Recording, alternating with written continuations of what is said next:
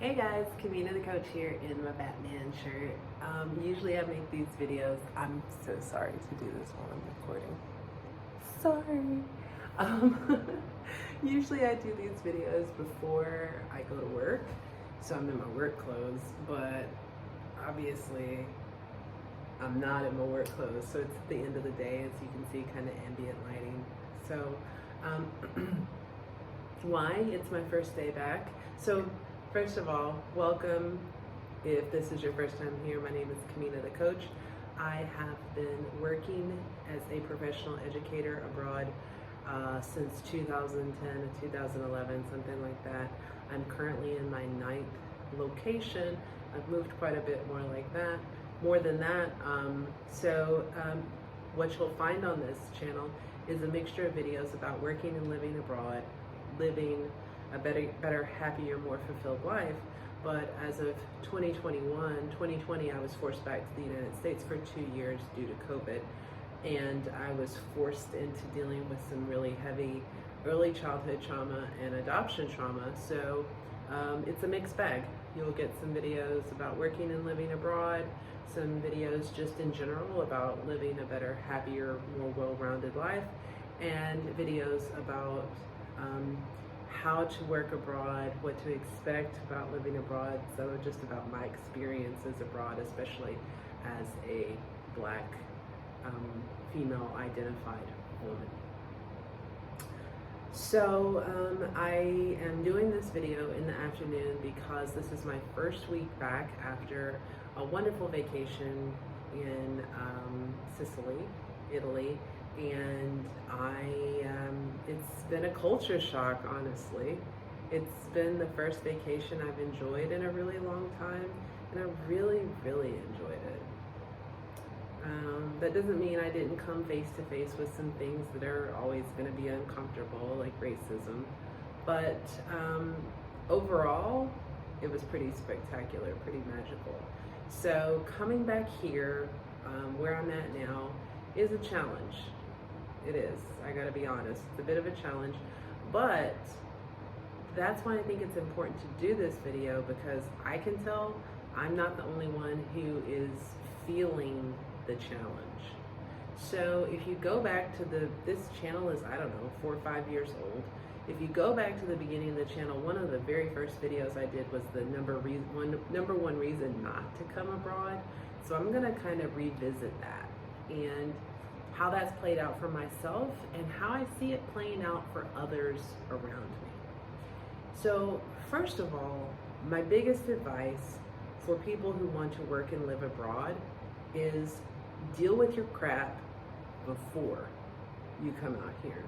Do not, and this was my number one reason not to come abroad, do not come abroad because you're trying to escape something that really resides within you. So if you're trying to get away from alcoholism or drugs or toxic partnership or any of those things, any kind of addictive behavior, anything that you think that is bad for you where you are, and you think that if you get out of the United States or get out of where you are, that that's going to fix it. Wherever you go, there you are. So the very first thing you need to do before your finances, before researching a country, the first thing you need to do is get right here. And so can you come abroad if you don't? Sure. But you're going to carry all that crap with you. First-hand experience, 100%, and I see it happening all around me. Flagrant drug use, sexual promiscuity, excessive alcohol abuse, total lack of self-care. It is absolutely everywhere around me. So, who are the people that are thriving abroad?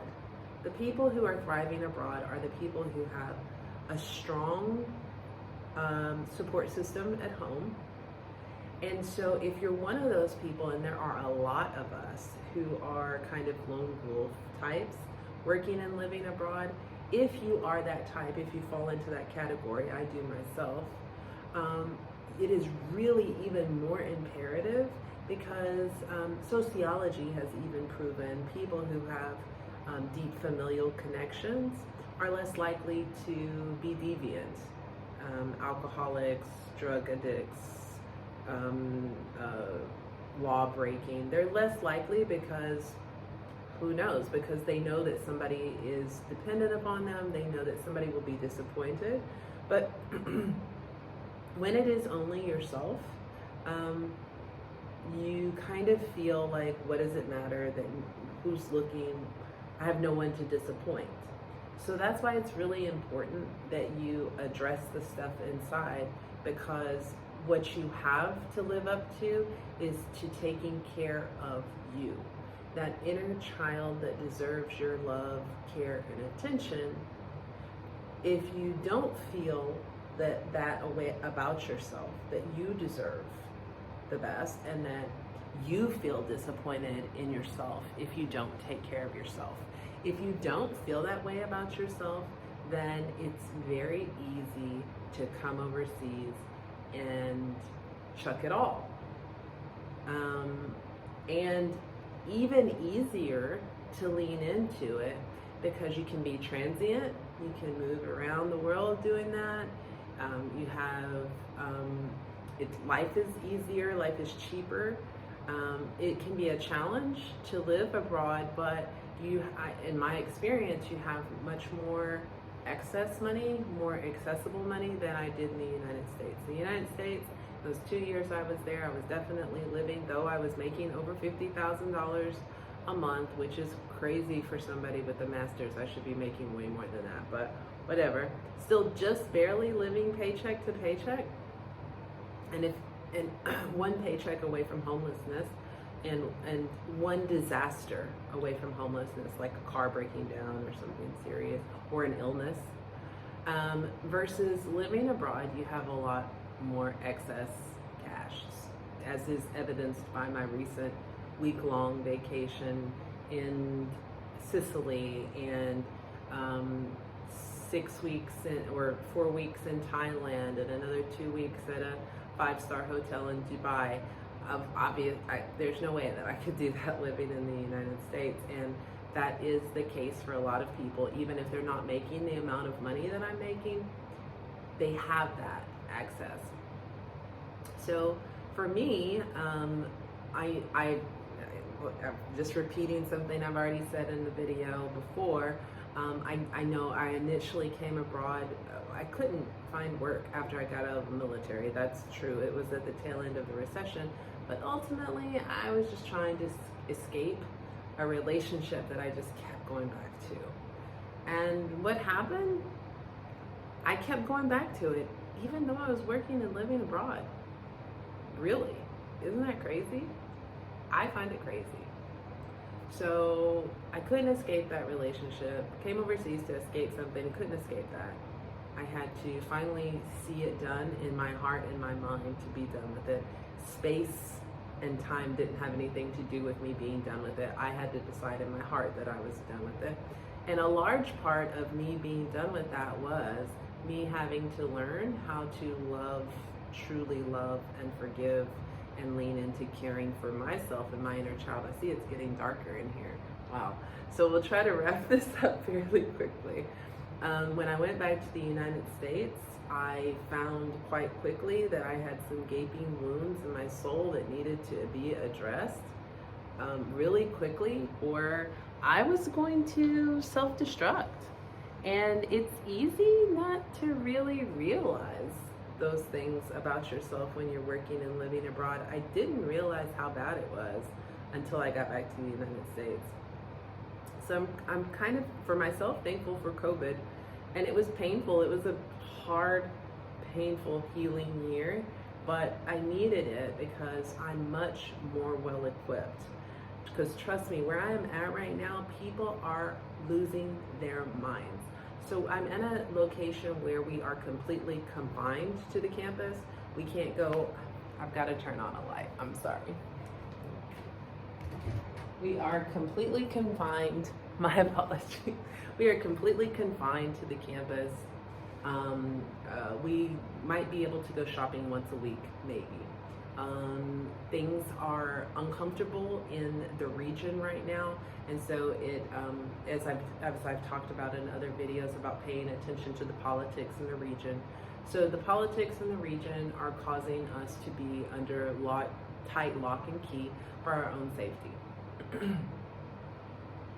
That, however, is a recipe for igniting a crazy bomb if you have a lot of unsettled angst inside.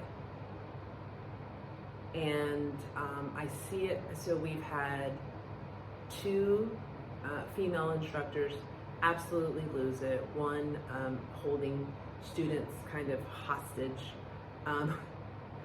accusing another colleague of some things, getting really unacceptably mind-altering substances. I won't go deeper than that.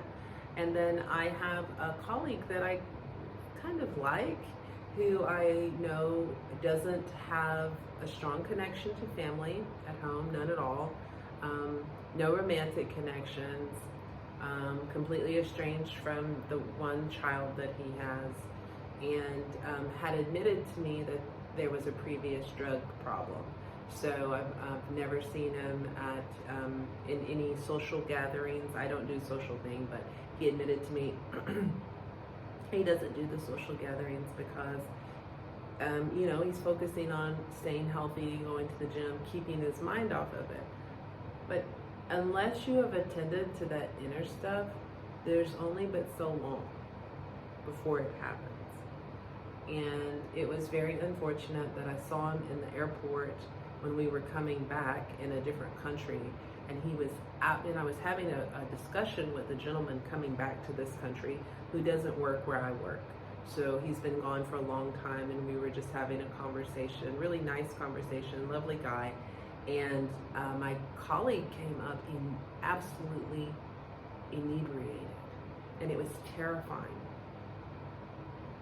to see them in this state, and has come back on campus, had to miss work 2 days, messaged me to ask for stuff that they should have been asking for. It's scary. It's scary, and I know for myself, a couple of times before I really leaned into the healing work, there were a couple of times where I was a little excessive as well.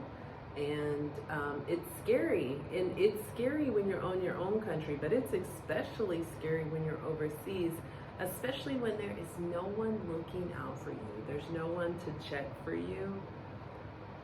So, yeah, please, I implore you, do not come overseas if you're trying to run from something. You have to address that stuff head on. Wherever you go, there you are. You can't run from those kinds of problems. You've got to face them head on. At some point, you're going to have to turn around and deal with them, and you might as well deal with them now, because honestly, I love living abroad, but it wasn't anything that it could have been until I did the work and continue to do the work that I need to do so that I can be the person that I need to be for myself and truly show up thriving instead of surviving in my time of working and living abroad. So, out of love, I implore you to consider my words, being painfully honest with you, exposing all of my stuff, exposing some other people's stuff, but not exposing their names. And, as always, I am sending you tons of love, light, peace, joy. And until next time, my name is Kamina the Coach. I'm out. Peace.